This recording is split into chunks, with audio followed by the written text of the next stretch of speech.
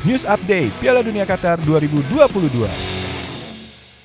Kita ketahui bahwa sudah mulai bermain dan juga kemarin laga pamungkas grup F yang akan berlangsung di Stadion Al-Rayyan Qatar pada Kamis 1 Desember 2022 nanti malam pukul 22 waktu Indonesia bagian Barat akan menjadi penentu bagi kedua tim untuk lolos atau tidak ke babak 16 besar. Sebagaimana diketahui ada 2 tiket 16 besar dari grup F yang masih diperebutkan oleh 3 tim, yakni ada Kroasia, Maroko dan juga Belgia. Sementara itu Kanada dipastikan sudah tersisih alias posisi juru kunci di grup F. Dan untuk membahasnya, kami terhubung langsung dengan pengamat sepak bola Dwi Wijiatmiko atau yang biasa disapa Mas Wiwit. Mas Wiwit, selamat pagi, salam olahraga, salam sehat selalu Mas Wiwit.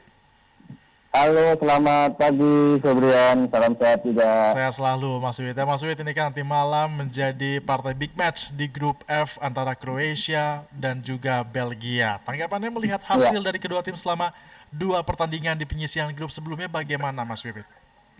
Ya, kalau Kroasia mungkin kalau saya bilang lebih meyakinkan daripada Belgia ya perjalanannya ya. Karena Kroasia sekarang ini dalam grafik yang menaik ya, karena setelah pertandingan pertama mereka ditahan Maroko 0-0, kemudian mereka menang besar 4-1 atas Kanada. Sedangkan Belgia kita tahu mereka hampir aja gagal menang waktu melawan Kanada. Seandainya waktu itu penaltinya Alphonso Davies bisa masuk kan Kanada jangan-jangan cuma bisa bermain imbang tuh. Pas Belgia ini udah habis karena ya memang banyak sekali pemain-pemain mereka yang sudah berusia kepala 3, bahkan Kevin De Bruyne sendiri sudah 31 tahun ya. Jadi sebetulnya peluang terbaik mereka untuk menjadi juara barangkali adalah di Piala Dunia 2018. Waktu mereka bisa mencapai waktu itu semifinal ya. Udah setelah itu ya udah habis karena memang pemainnya itu aja dan udah termakan usia sih. Sedangkan pemain-pemain yang baru, pemain-pemain generasi berikutnya itu belum ada yang sebagus Eden Hazard atau sebagus si Kevin De Bruyne ini. Jadi ada kehilangan generasi di Belgia nih. Dan sekarang kayaknya sih mereka sedang dalam kesulitan ya di kurang regenerasi nampaknya nih ya. Iya, betul. Mas Wiwit, kedua tim ini kan sebelum pertandingan malam nanti sama-sama pernah dipersulit oleh Maroko yang tampil gemilang di Piala Dunia tahun ini. Kroasia ini kita ketahui ditahan imbang Maroko dengan skor 0-0 atau skor kacamata, bahkan The Red Devils Belgia juga kalah 1-2 oleh Maroko. Adakah penurunan performa dari kedua tim sebelum pagelaran Piala Dunia karena memang kedua tim ini kan di Piala Eropa tahun 2020 bermainnya baik? Mas Wiwit, gimana nih? Iya, makanya kalau Belgia sih mungkin memang cukup menurun ya penampilannya ya. Karena kita lihat ya setelah mereka jadi semifinalis di Piala Dunia yang lalu, kemudian mereka di Euro 2020 mereka ini ya nggak bagus juga gitu penampilannya. Mereka cuma sampai di babak perempat final waktu itu di Piala Eropa kalah dari Italia. Jadi memang gejala penurunan itu udah terlihat sih dari Belgia ini, dari tim yang disebut punya generasi emas gitu. Justru mungkin sebetulnya Kroasia yang lebih stabil ya. Setelah mereka menjadi runner up di 2018 di Euro, mereka lumayan gitu penampilannya karena waktu itu memang Kroasia tidak diperkirakan akan bicara banyak, tapi ya masih mampulah lolos ke babak 16 besar. Kemudian di UEFA Nations League di 2022-2023 juga penampilan Kroasia juga bagus. Mereka peringkat pertama ya di grupnya mereka, sehingga mereka nanti akan promosi gitu. Jadi memang kalau kita lihat perimbangannya kelihatannya Belgia yang memang dalam fase menurun, sementara si Kroasia ini lagi naik. Dan kita harus ingat juga sebelum Piala Dunia juga kan Belgia kalah terus tuh waktu mereka menghadapi Belanda di UEFA Nations League dan juga di uji coba menghadapi Mesir yang nggak lolos ke Piala Dunia. Mereka malah kalah terus gitu. Sebaliknya kalau si Kroasia justru menanjak nih penampilannya ketika mereka masuk ke Piala Dunia. Mereka sempat menang 4 kali berturut-turut di UEFA Nations League, kemudian menang lagi melawan Arab Saudi di uji coba terakhir sebelum Piala Dunia. Jadi Itu Baik. tadi mungkin Ah. ini pertandingan yang berat sih buat Belgia. Justru berat ya, apalagi kalau misalnya kita lihat di 2018 kan mereka runner up. Apakah artinya memang ini sudah akan semakin jauh dengan prestasi gemilang mereka, apalagi mengulang runner up lagi nih, Mas Wibit? Iya, iya, iya, iya. Ya sebetulnya ya kemunculannya si Eden Hazard yang Kevin De Bruyne yang disebut-sebut sebagai generasi emas ini sempat membuat penggemar Belgia itu yakin ya bahwa akhirnya mereka punya nih tim juara nih. Tapi ya ini kan penampilan mereka memang bagus dalam beberapa tahun terakhir ya. Mereka sempat menjadi tim peringkat 1 di ranking FIFA. Kemudian itu tadi 2018 mereka sempat lolos ke semifinal Piala Dunia, bahkan kemudian menjadi peringkat ketiga ya. Tapi ya itu 2018 itu sih menurut saya yang peluang terbaik Belgia sebetulnya. Atau mungkin Euro 2020 kemarin itu peluang terbaik mereka untuk menjadi juara ya. Kalau sekarang kayaknya tim-tim lain tuh udah banyak yang lebih bagus daripada Belgia sih ya, terutama kalau kita bicara Piala Dunia karena rivalnya Belgia bukan cuma dari Eropa kan, tapi Brazil misalnya sudah banyak berkembang dengan pemain-pemain barunya gitu ya, yang calon-calon penerusnya Neymar. Argentina juga gitu ya, Lionel Messi mungkin sudah akan habis selesai gitu ya setelah turnamen ini, tapi kan di bawahnya juga sudah banyak mengantri pemain-pemain baru gitu. Jadi ini memang sulit, dan ya ini tadi jangan-jangan ya Belgia masih belum bisa nih menjadi juara nih kayaknya nih. Baik, belum bisa berarti ya. Tapi kalau misalnya seperti itu kan ini kita juga bicara mental dari pemain masing-masing. Kita ketahui Kroasia sempat mendapatkan peringatan dari FIFA akibat selebrasi yang berlebihan. Ini penyebabnya apa dan apakah peringatan ini mempengaruhi kinerja mereka nanti ke depannya? Ya kalau kinerja di lapangan sih kayaknya enggak ya. Cuma memang ini kan Piala Dunia yang agak aneh gitu. Maksudnya ya harus menyesuaikan diri dengan budaya di Qatar gitu ya. Kan kebanyakan kasus-kasusnya itu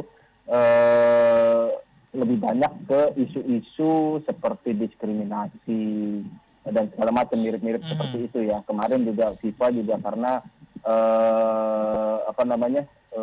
supporternya yang memprovokasi kiper dari Kanada yang merupakan punya darah keturunan Serbia gitu ya. Memang itu pasti akan diusut sih oleh FIFA ya.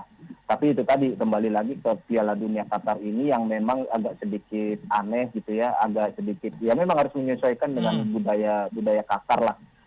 Tapi sih kalau kita lihat di performa di atas lapangan sih kayaknya nggak berpengaruh sih.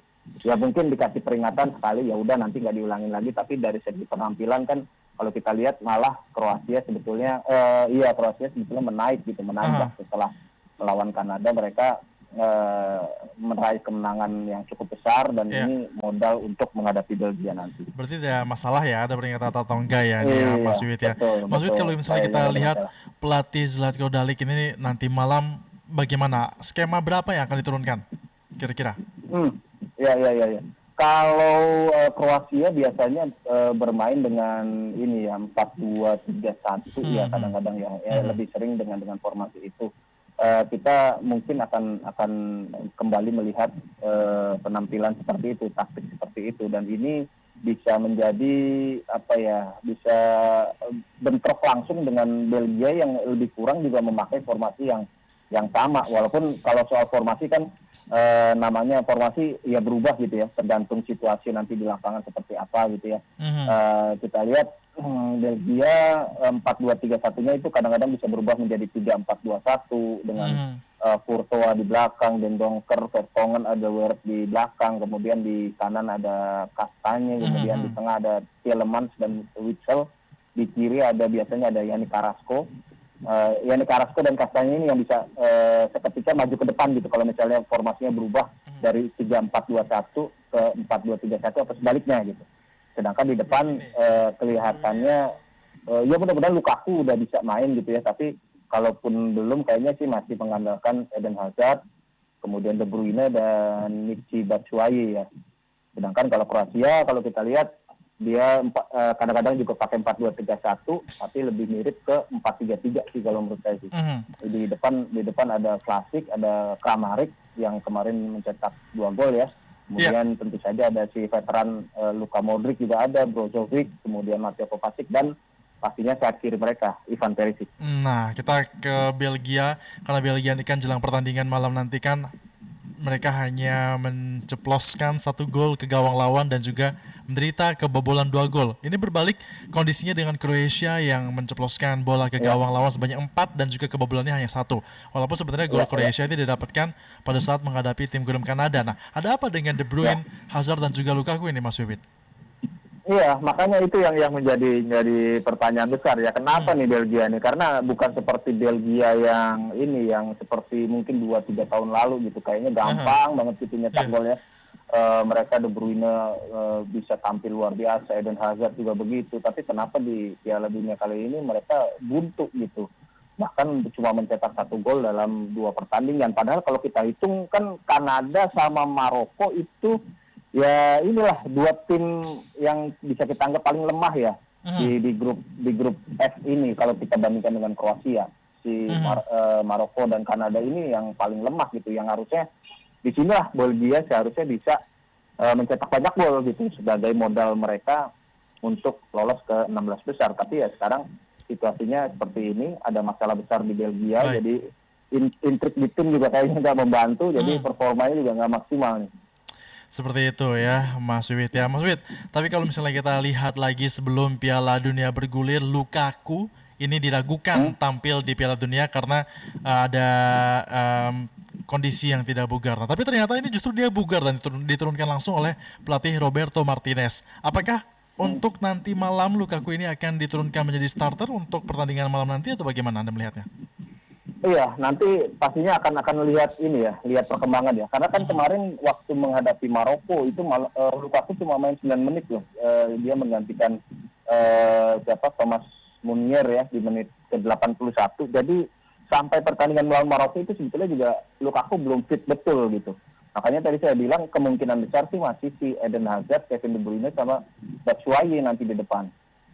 Tapi kalau misalnya Lukaku udah sembuh ya, bahkan kalau kondisinya 70% aja, saya sih yakin dia akan dipaksakan main gitu, karena ini partai yang sangat krusial gitu ya, dan Lukaku jelas beda lah kalau dia antara dia dengan Michy Batshuayi, beda banget ininya, kemampuannya dan juga ini menyebar rasa takutnya kepada lawan tuh beda gitu. Kalau Lukaku ada itu biasanya pertahanan lawan tuh agak deg-degan juga dibandingkan kalau si Batshuayi ya. Nah, kita sekarang mengungkit lagi dari kedua kesebelasan ini sudah bertemu sebanyak 8 kali, Mas Wiwit, dan di mana keduanya menang 3 kali, seri 2 kali dan juga kalah 3 kali. Apakah pertandingan nanti malam ini menjadi ajang pembuktian kedua kesebelasan siapa yang terbaik di ajang resmi, karena catatan keduanya lebih banyak bertemu di ajang persahabatan? Tanggapannya gimana? Iya, benar-benar. Jadi ini akan ada aroma yang beda ya dari pertemuan-pertemuan sebelumnya, karena biasanya lebih sering bermain di tadi yang Febrian bilang di partai persahabatan. Sekarang ini situasi hidup mati gitu, terutama untuk Belgia. Mereka harus menang. Bahaya kalau mereka mengandalkan hasil imbang gitu ya, karena mereka kan jadi tergantung dengan hasil pertandingan lain. Mereka sebaiknya harus mengejar kemenangan. Ini akan menarik nanti. Mudah-mudahan kita akan melihat sebuah pertandingan yang terbuka gitu ya. Dan kalau sudah terbuka sih, mudah-mudahan sih banyak gol gitu. Kroasia juga kan gini, mereka mungkin juga kadang-kadang lebih suka diserang gitu, banyak diserang kalau Kroasia ini juga, karena mereka punya pemain-pemain yang sangat cepat gitu ya. Tadi udah kita sebut ada Ivan Perisic, kemudian ada Vlasic, kemudian si Luka Modric ini kan juga pemain yang operannya itu seperti punya mata gitu. Jadi akan sangat berguna untuk tim yang melakukan strategi serangan balik. Kita akan menunggu nanti. Kayaknya sih Belgia sih yang akan lebih banyak memegang bola, lebih banyak memegang inisiatif penyerangan gitu ya. Tapi bukan berarti lantas Belgia akan bisa menang dengan mudah menghadapi Kroasia gitu. Artinya Belgia nih ya menurut Mas Wiwit ya. Tapi di jam yang sama sebenarnya kita juga tidak boleh melupakan bahwa masih ada yang bertanding juga, Maroko dan juga Kanada ini. Apakah nanti Kanada akan memberikan kejutan kalau tadi Mas Wiwit ini yang paling lemah di grup ini? Ya. Pasrah aja kayaknya. Maroko ini ya mereka memang cukup stabil penampilannya. Ya menghadapi Kroasia 0-0, kemudian menghadapi Belgia menang. Mereka belum pernah kebobolan loh 2 pertandingan. Artinya ini sama kayak Kroasia, mereka juga dalam grafik performa yang menaik gitu ya. Dan rasanya justru peluang mereka paling besar kalau menurut saya untuk bisa lolos dari grup ini gitu. Karena Baik. menghadapi Kanada yang sudah tereliminasi dan kualitasnya mungkin di atas kertas ada di bawah mereka, mungkin Maroko bisa mengamankan kemenangan. Dan Ya. kalau udah bisa menang, jangan-jangan si Maroko ini malah bisa jadi juara grupnya nanti di grup F. Betul, apalagi ini sudah dipastikan, artinya Maroko bisa lanjut, tinggal melihat ya apakah Belgia atau Kroasia.